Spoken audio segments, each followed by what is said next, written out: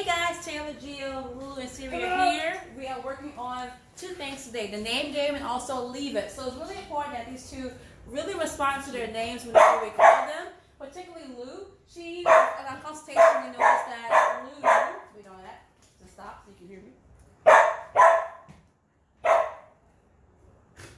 So let me talk about that too.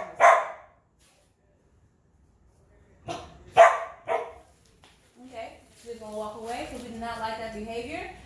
So if we were to give Lulu attention right now in this moment, meaning if we were to acknowledge her and continue to train, then she's going to continue to bark at us whenever she wants something from us. We don't want that behavior to become a behavior. So whenever Lulu barks at us, the first thing we're going to do, we're going to walk away. We're going to teach her that your barking causes us to go away and all training ends. So if we have the strict criteria from the beginning, the barking should stop or should lessen. So back to what we're talking about. So the name game. The name game is actually the first way we start teaching dogs how to come when called or recall. It's really a way to build that recall training. We say their name. If they respond to it any kind of way, we're going to click it and give them a treat. The reason being is because we need them to really respond to their names in certain situations. When these two are having a little tizzy, can you respond to Lulu or Siri? If not, we need to build on that. We also want to have the name game become really solid, or their names to be really solid for leave it. We cannot have a good leave it if they don't respond at all to their names as well as they need them to. Lou, for her, she literally does this thing where she's like listening to her environment. She hears us, but she's kind of ignoring us, selective hearing. So we're trying to make, whenever we call her name, a more exciting thing by always follow up with reinforcement or a treat. It seems silly, but all puppies have to be started off this way. If you use a treat, then sometimes people use play, but for Ms. Lulu, we're going to go ahead and make it simple. Use a high-value treat, which is cheese. So very simple. Gio's doing it right now. She's going to call one of their names, and when they respond, she's going to click and give them a treat. Cheating. They are cheating. So what they're doing, they're standing near her, which is, I love this. We'll need them to get distracted. Lulu. Siri. Just like so, we're saying their names, we're saying yes, or we're clicking them, then we're giving them a treat. Lulu. Siri. A really good test is in the midst of one being called and coming to you, call the other one's name. You have two people in the household, which is perfect. Play around with that. Can Siri ignore Lulu while she's being called and respond to her name? If so, you have a really good recall amongst two dogs, which is really important to stop certain behaviors that we do not like between these two, which is the little scuffles you talked about. Lulu. Good. Siri. Lulu is, her body shook when I said her name. We call it the voice from God. So it's really important.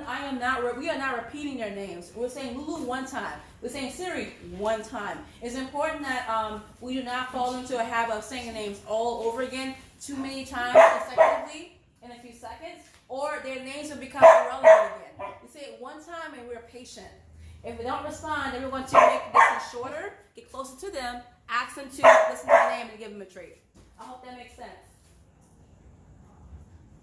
Don't do that. I see it. The same. Too much spice. These two girls. All right, guys. Next name game. Practice as shown. Yes. Okay. So talking about leave it, it's super, super important. So I know that you guys have dabbled in leave it before, but our leave it is a little bit different. So I'm going to break down exactly what leave it means. So core thing about leave it, the quite literal translation of leave it means look away. I'm going to say this 70 billion times. Leave it means look away. This is particularly important because when we ask a dog to leave it, we don't want to have to rely on needing to hold the leash or to, forcing them to leave it. If they don't look away from something, they are not successfully leaving it. They're not disengaging. So you'll find that the way that we teach it is very figure it out.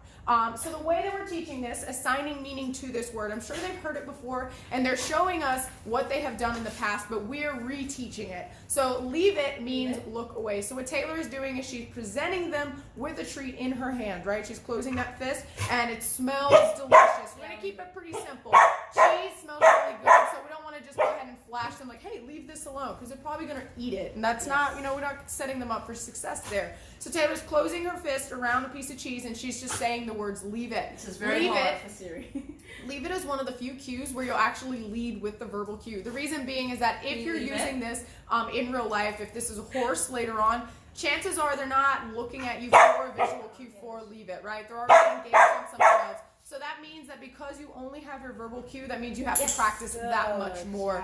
So we're presenting them with something in our fist, we're saying leave it, and then we're waiting for the happy accident. And the happy accident is when they finally look away. Again, leave it means look away. So fist in their face, they're like, wow, that smells good. And we're gonna let them go through the works. They're gonna offer their high fives, they're gonna offer staring at it, they're gonna sit, they may even lay down. But the only moment that we're marking, that we're clicking and we're treating, is when they look away, whether they choose to look us in the eyes or if they choose to look anywhere else. So go ahead and observe that for just a second. Quiet. We like quiet Lulu. It's a good Lulu. She's quiet. Quiet Lulu is a good Lulu. Leave it.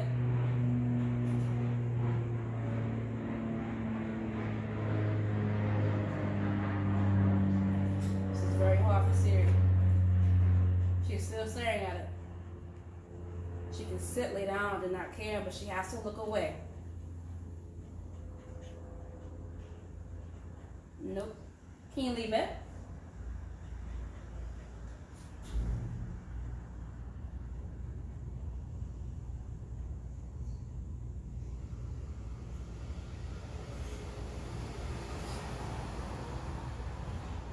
Yes, good There job. it is. So that took several seconds, as you can see, and leave it. If you're going to have a successful leave it, you really have to let them figure out what that word means. Yes. So she had to give up. And that's really important because when we're practicing leave it, it means you can't have it. We're not letting you have this. Now you'll notice that we're doing this weird thing with our hands where we're closing our fist around it, then we put it behind our backs and we're rewarding them. This is really important.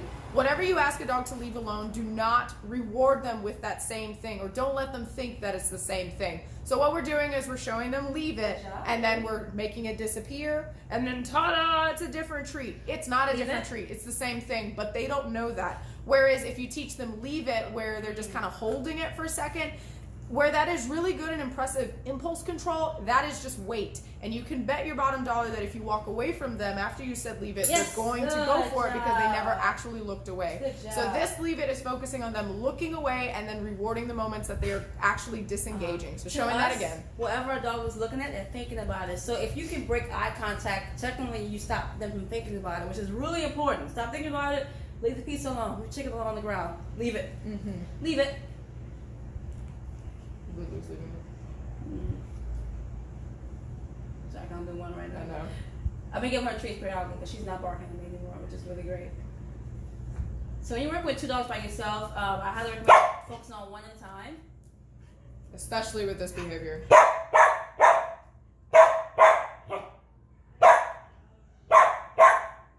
Yes, good job. That's it. Good job. And it's okay if it takes some time. The more that you allow her to go through that process, the easier it will get. The sooner she'll offer looking away from it. So as you can see, we're in the very beginning stages of this. We are only doing leave it with our fist closed with food. Eventually, we will dabble with actually showing it to them and then eventually putting it on the floor and walking past it and such. However, you have to work up to these moments. If you want your leave it to work against the horses, they have to know what it means if it's just a piece of food. So practice this and see how it goes for you. You're really just looking for them disengaging, and don't take it too far too soon. It's really important.